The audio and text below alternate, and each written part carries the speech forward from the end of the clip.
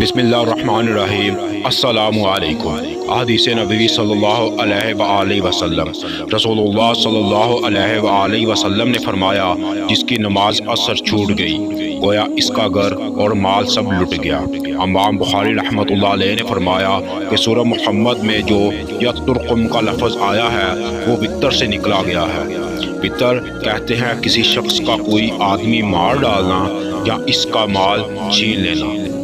رسول اللہ صلی اللہ علیہ وآلہ وسلم نے فرمایا کہ اگر عصر کی نماز کی ایک رکعت بھی کوئی شخص سورج غروب ہونے سے پہلے پا سکا تو پوری نماز پڑھے، اس کی نماز ادا ہوئی نہ قضا۔ اسی طرح اگر سورج طلوع ہونے سے پہلے فجر کی نماز کی ایک رکعت بھی پا سکے تو پوری نماز پڑھے۔ رسول اللہ صلی اللہ علیہ وآلہ وسلم عشاء سے پہلے سونے اور اس کے بعد بات چیت کرنے کو ناپسند فرماتے تھے۔ رسول اللہ صلی اللہ علیہ وآلہ وسلم نے فرمایا کہ جس نے فجر کی ایک رکعت جماعت کے ساتھ سورج نکلنے سے پہلے پا لی، اس نے فجر کی نماز با جماعت کا ثواب پا لیا، اور جس نے عصر کی ایک رکعت جماعت کے ساتھ سورج ڈوبنے سے پہلے پا لی، اس نے عصر کی نماز با جماعت کا ثواب پا لیا۔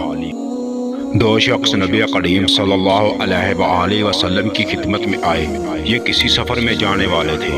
آپ نے ان سے فرمایا کہ دیکھو، جب تم سفر میں نکلو تو نماز کے وقت راستے میں اذان دینا، پھر اقامت کہنا، پھر جو شخص تم میں عمر میں بڑا ہو وہ نماز پڑھائے۔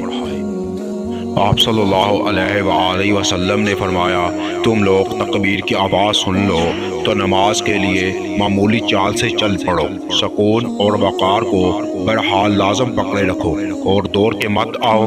پھر نماز کا جو حصہ ملے اسے پڑھ لو اور جو نہ مل سکے اسے بعد میں پورا کر لو۔